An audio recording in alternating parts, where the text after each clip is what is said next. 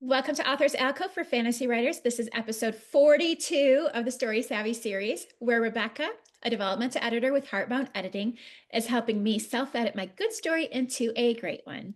If you haven't already, I encourage you to like and subscribe to the podcast. You can also join the Authors Alcove community on Patreon or check out the membership site at authorsalcove.com. Last week, we went over redundancy, very strongly recommend, and repetition. Today, we're going to take a look at avoiding or fixing exposition and info dumping, which I was very guilty of at the beginning of mine. So, welcome, Rebecca. Hello, happy to be here as always, and I'm excited today to tackle avoiding these classic literary problems. By the end of this episode, you will hopefully know how to spot the difference between poorly presented and well presented information in fiction, and have another great tool in your pocket for healthily reducing your word count and improving your pacing. So we have finally arrived. I feel like this topic has come up in so many different episodes in so many different ways.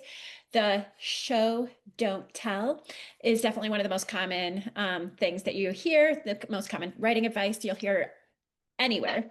So everyone has heard at least that phrase. Not all of us understand it. So I was wondering, how do you want to introduce this particular topic today? I agree that show don't tell is probably the most common piece of writing advice out there. And I think that that advice is very often helpful, but not always. I think there is very much a place for showing and telling in fiction to deliver the best story possible. First of all, the reason that this gets said so often is that immersion is really important for good fiction, and showing aids immersion a lot. However, clear meaning is also important, and that's where telling is more useful. If you really need to have a reader understand what's happening or what something means, telling is more clear than showing is. And then also, showing is more valuable when you want to deepen the experience of that immersion. You want to have the readers really, can't avoid repeating myself here, deep into the story and into the experience of your protagonists. However, there is a balance where you also want to get on with things and get to the next interesting thing, which telling can help you achieve more uh, quickly and succinctly. I know that I was talking to a writer actually not too long ago, and one of the things they said is that they hate when people say show, don't tell. And he's like, what does that even mean? So I think that it's important for us to establish right now. Can you maybe explain what showing is versus what telling is a little more for anyone who may be less certain or inexperienced? Absolutely. Telling is making statements about what's happening or what people are feeling in the narration, which is essentially anything outside of dialogue or internal thoughts. Specifically, telling, as in that show don't tell part, is telling in ways where the reader would not know what was happening or what was going on or have any context for it if they weren't being told directly by the author. Showing is specifically using sensory input to impart the same information. So, imparting events or details through sights, sounds, smells, and most often through physical actions, so kinetic sensory information done by one of the avatars in the story. So, for example, and I'm just going to give one example in the hopes that that's helpful. If not, go Google the topic. There are so many great articles on the topic out there. So, for example, telling would be something like Kate was extremely cold and losing hope when she stumbled across what appeared to be an abandoned cabin. After making sure no one was inside, she broke a window and climbed in before settling in for the night and trying to stay warm. That is all me as the narrator, the storyteller, telling you what Kate did as sort of facts or points on a timeline of events kind of thing. Showing that exact same thing might look like Kate couldn't feel her hands or feet and squinted against the snow blowing in her eyes. As if her silent prayer for shelter had been heard, the looming outline of a cabin appeared among the trees, and Kate ran for it. She knocked hard on the door, only hearing silence in response, and found it locked when she yanked on it. Bracing herself, she broke a pane of glass in the window beside it with her elbow, careful of the broken shards as she climbed inside. She slid down the wall, shivering, and tucked her blue fingers under her arms before succumbing to exhaustion. So, just to take one tiny point from that to really hammer home, in telling, I told you that Kate was extremely cold. In showing, I describe her hands and feet being numb and her fingers being blue and her shivering. That's the difference between telling and showing. So hopefully you can see that difference here, that line between the two, and really that difference between being told what Kate does and being shown what Kate experiences and chooses to do. I hope that makes sense. Yeah, it does. So, what exactly are the downsides of too much showing or too much telling, especially too much showing, since that's what we're told that we're supposed to be doing all the time? So, yes, I think people are more familiar with what too much telling looks like. It's easier for them to grasp because it gets talked about more. When you're doing too much telling, it keeps the reader distant from what's happening. It prevents them from getting really immersed in what's happening, and it can feel like a scene or a moment is unfinished or not yet fleshed out. And it can also make the reader think too much about the writer themselves rather than the story that that author wrote. On the other side of that, like you just mentioned, I don't think that people have nearly as much awareness about what too much showing looks like. What ends up happening if you take that advice of show don't tell too far of an extreme is that you end up with a lot of information provided, as in you're describing all of these kind of things, but the reader doesn't know what to do with that information. And there was one book that I edited years ago that is kind of like the example in my head of this, and it was high fantasy, and the author did great with immersion. Everything was shown.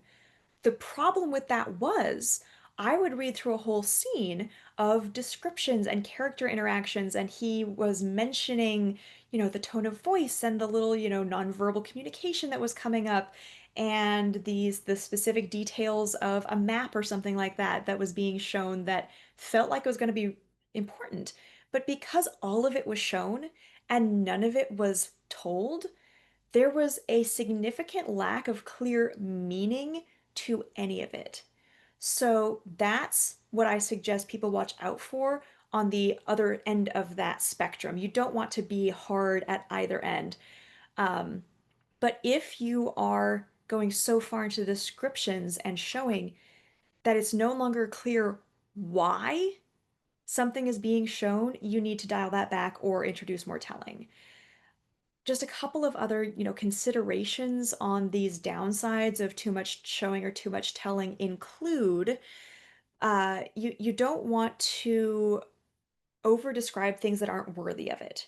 So if something is just a throwaway one scene mention, that should be described less and probably told more succinctly than if you are showing the reader very important details that are going to be vital in the payoff of the climax kind of thing. So when you're looking at showing or telling, show the important things more, tell the unimportant things more. We pretty much covered that specifically in episode 36 if anyone wants to go back to that. Another consideration would be that showing can drag your pacing down into purple prose and shoe leather if you're not careful with it. A certain amount of showing is great, but if it starts spiraling off into you just exploring your world without direction, without it going somewhere purposeful, then take a look at that and see if the descriptions need to be there at all. If you need to bring up an entire topic at all just to be able to show rather than using your telling to avoid that purple prose, that over description, and just get on with it. And then the last point that I want to mention here with these downsides is if you're doing too much telling, it might not feel like fiction. And I know that's going to sound weird, but nonfiction is a lot more telling than fiction is. So if you're trying to write fiction, but you're writing it out like a historical account of exactly how a battle played out in a, well, General so and so did this, and that caused the other army to do this, and blah, blah, blah, it loses the magic. And in fiction, particularly in fantasy, which is my wheelhouse, you want to keep that magic going, and that's a big part of why show don't tell is such common advice. I have a funny example is you actually were editing one of my early scenes, which the whole scene got cut, by the way. But you had said, why are you describing all of this? This guy was moving one animal to one thing and whatever. And I was like, and you had said something. And so when I went to edit that particular chapter, the whole scene's gone, by the way. I had someone else read. I was like, what problems do you see in this chapter? And that was the very first thing they said too, is like, why were you sharing all that? And I'm like, well, I was showing, I wasn't telling. Right. And yet it was definitely a problem for at least the only two readers that I had read that particular version of that chapter. And so that tells me, okay, sometimes we just need to tell, not show. Yes, and I think that's a great point of you shouldn't be showing for the sake of showing. You should be showing something that you would otherwise be telling to get the story told. I think that's a fantastic point. And just so that you know, whenever I ask anybody, I'm like, do you agree with Rebecca here? I don't actually tell them that that's what you said. I ask them a question to see, and then they agree with you. And I'm like, dang it. It's a smart way to do it. Avoid biasing them. That's good advice for any kind of beta readers or feedback of any kind. Yeah. Yeah, but I'll be like, what do you think about this right here? Because I'm like, should I edit it? Should I not? And then when they say the same thing, I'm like, oh man, I guess I need to. Okay. Anyway, back on track. So how can we know when to tell? I feel like we've already gone over this. So if you want to go on to the next question, that's fine. But how can a writer tell when to use one or the other? Sure. So again, the value of showing is immersion and the value of telling is clear meaning. So if folks really want to kind of dive into this a more deeply, then I'm going to refer them back to episode 36 again, where we talked specifically about not backing off the big moments. And by backing off, I specifically mean shifting from showing to telling.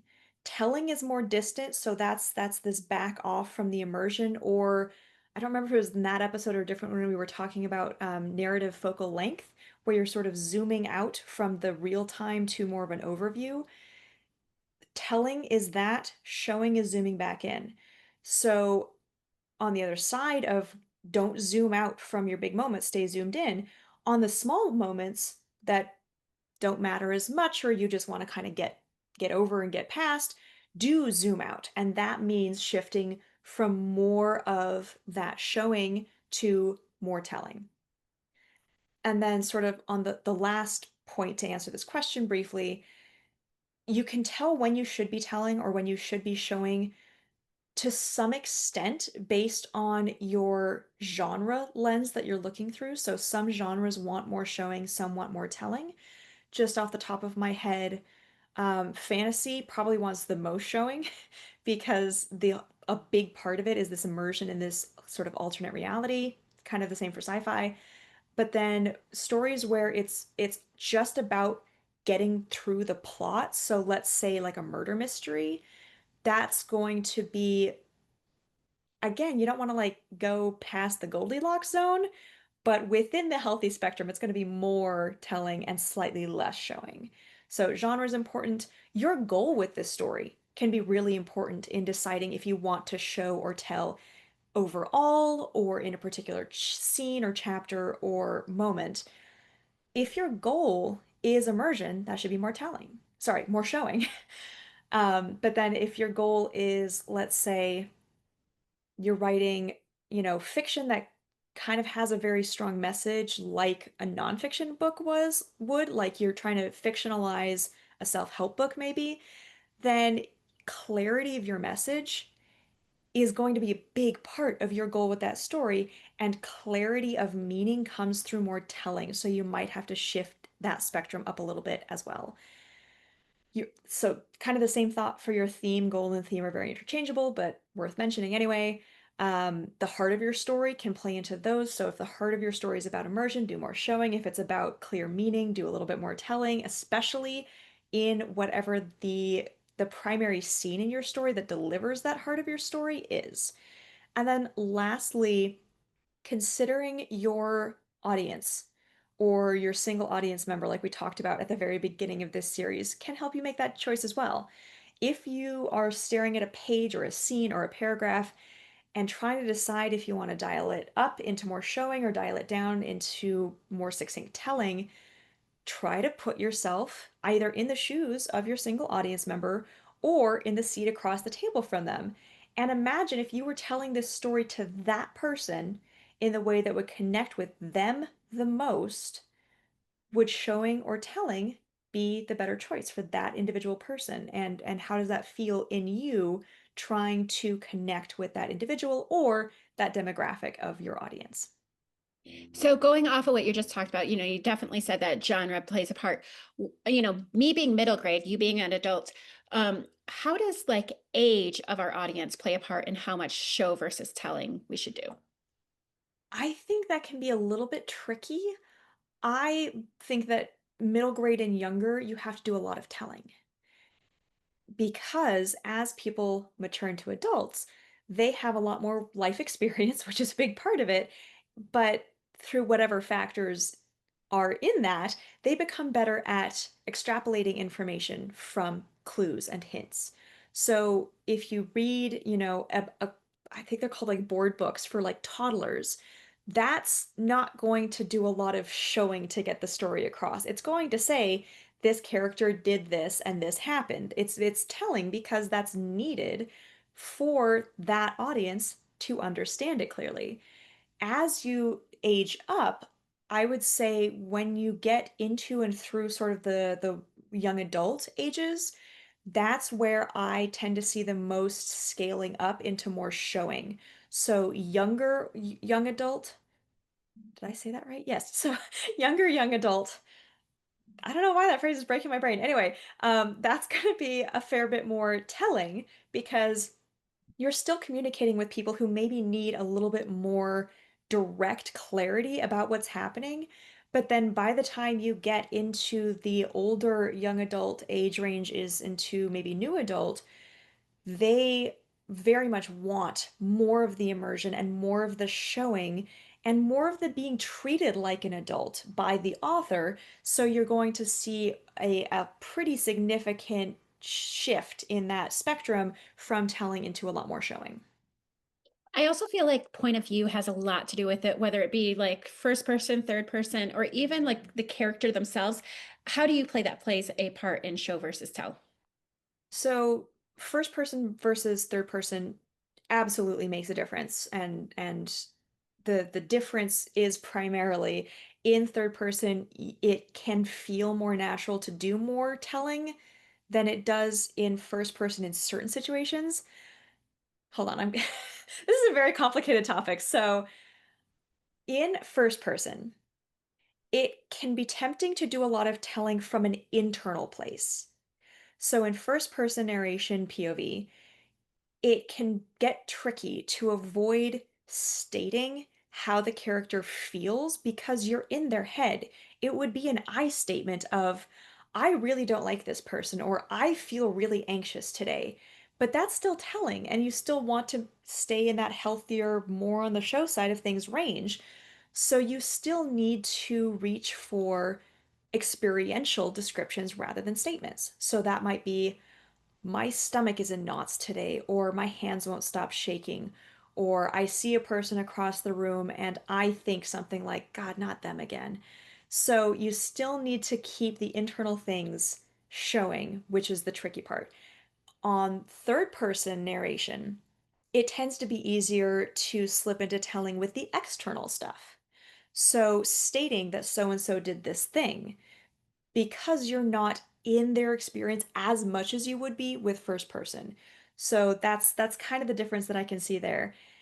So with specific character personalities affecting show don't tell, which I think was the second part of your question there, that is even more complicated and down to the individuals. I mean that in the sense of it's down to the individual author and the individual character. I can absolutely conceive of one book having a character, let's say the both books are past tense, third person, deep POV, so same sort of narrative style choices. But one of these protagonists is a very observant or just sort of outgoing and passionate person. It's reasonable that they would have a much more showing heavy point of view and presence in the story and way of telling their own story than would, let's say, a very repressed, buttoned down, grumpy, narrow focused protagonist who might do in their own head, in their own life, in their own world, in their own story, a lot more just cut and dry statements about things. That's totally reasonable. However, I don't suggest taking that to any extremes, especially on the telling side. If you have a protagonist, I'm trying to think of like the most extreme example of this I could see working. It would have to be a first person narrative with a protagonist who just doesn't exist in their world in a particularly embedded way. But even then, if the story is still just all of them making statements, that's not going to be fun to read. So you still need to try to balance in enough showing that it's within that healthy range, which is still going to be on the sort of showing half of that show don't tell spectrum. So where did the terms exposition or info dump come into this topic? Because I know when I first started writing and I started listening to a bunch of podcasts, I heard info dump for the first time. Yes. And so like I know I cannot have been unusual to have just heard that when I first started my writing journey. Absolutely. Infodump and exposition are essentially interchangeable terms to start with. So if you know the definition of one, you essentially know the definition of the other. And what infodump and exposition are tends to be when you are doing too much telling, specifically about things that aren't currently happening. So you can just be telling the scene that's playing out, like I did with my sort of fully fleshed out examples earlier of tell, don't show, or sorry, show, don't tell, the two versus each other. What infodump and exposition are is when that telling shifts away from what's actually happening right now. So that could be backstory, that could be one character sort of going off on a tangent about, let's say, the world building about medicine and injury in this world to the other, and it just becomes them going off on this rant about this information that you need the reader to know, but it doesn't really make sense and it doesn't keep moving the scene that is actively happening forward. That's what infodump and exposition are. Specifically, exposition, there's a little bit of a nuance there where exposition leans a bit more in the direction of you have a protagonist standing there going, "Hello, my sister, who I haven't seen in 6 years," kind of thing, where it doesn't feel natural to actually get said in that scene, but you're trying to present this information to the reader in a way that isn't telling in the narration, but it's still expositional when it comes through dialogue. So I hope that sets up those definitions a little bit. Beyond that, I would say that exposition and info dump are most often the terms you're going to see used by feedback readers when you are landing too far on that too much telling side. So keeping an eye out for those just as red flags to tell you that you're dealing with this bigger issue can be helpful. So can we still provide necessary exposition, which the reader needs to understand stuff in the story without it feeling like an info dump? Absolutely. And if you have information that needs to be provided to the reader, one of the easiest ways to do that is just to make it more relevant. So let's go back to that sentence that I used of, "Hello, my sister, who I haven't seen in 6 years." That's exposition, and that's not good exposition. So instead, you can present that information let's say, again, you're in first person, deep POV, that could look shown, which is an info dump, more like I saw, a face across the room and realized it was my sister, and I had to, decide between running away because I don't want to see her again after 6 years or dealing with the uncomfortable conversation I know we're about to have. That's more of a showing of the same information without it being exposition or info dump. So, one of the most important tools in anyone's arsenal, as far as I'm concerned as a writer, which I've definitely mentioned before, is the idea of presenting information just in time versus just in case. So, if you are telling the reader or showing the reader, try not to get my vocabulary confusing here. If you're presenting information to the reader, in the moment that things would become confusing or frustrating if they didn't have that information, it's not going to feel like info dump. So if you need to tell your reader all about the medicine tradition of your fantasy world and how broken bones are dealt with, have your protagonist break a bone and go to a hospital and get treated. That's how you make that information relevant just in time for it to be needed, versus meeting a healer at a pub and having them just info dump their job or their perspective on this topic to the protagonist in a situation where this information isn't relevant right now. It's being presented just in case the reader needs it later. And to be clear, and I don't think I've made this point other times I've mentioned this, it still counts as just in case if the reader does need it later. The difference is delayed payoff for that information getting explained or immediate gratification from it. That is the biggest tool here. But beyond that, I will just mention that moving where something comes up can make a big difference in whether or not it feels like exposition or info dump. And part of that is finding somewhere where it is more immediately relevant or more important to the protagonist and how things are playing forward, and just picking up that paragraph, putting it in this better context for it. And then, there's just sort of this idea of sprinkling versus dumping. So, info dump is a term that I most often see when it's a full paragraph or a few paragraphs or a full page or a few pages that, again, gets away from these are the things that are actually happening that I can show playing out through sensory description, and wanders off into, but this world building, and you need to know this about the government and the military structure and whatever else. If you can, and if you want to try to fix that, try breaking that dump up into much smaller sections and spread them out. Sprinkle them throughout the book, again, trying to find spots where each individual detail is immediately relevant. So let's say you have half a page that is describing the military ranks in your sci-fi world. Okay, that's info dump, that's not great. Let's take the one detail of this is the title for the highest commanding officers in the field. And we're going to take that and we're going to put that detail alone the first time the first character with that rank shows up and starts giving orders. Great. All right, now we're going to take the sentence that says, how the starships are powered, and we're going to take that and we're going to go put it in the spot where they first start a starship engine. And by sprinkling it out, that completely removes the feeling of it being info dump, especially since when it's spread out, there's a higher chance that you could rewrite the sentence so that it is showing versus telling. So wrapping up here, I just have one last question. When we do get feedback from alpha or beta readers, and I know you kind of touched on this already, are there things they might say or notice about our work that will indicate that we are leaning way too much for show versus telling, yet might not use those words exactly? Sure.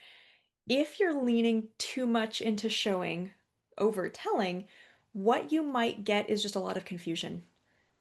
When I've encountered the rare books where they did too much showing and not enough telling, the result is just that I'm reading through and things are happening and I'm getting lots of sensory description, but I'm really confused about why and where things are going and why this character made that choice, that kind of stuff. So if you're getting a lot of confusion, that that's probably an indication to at least check if too much showing and not enough telling is a reason.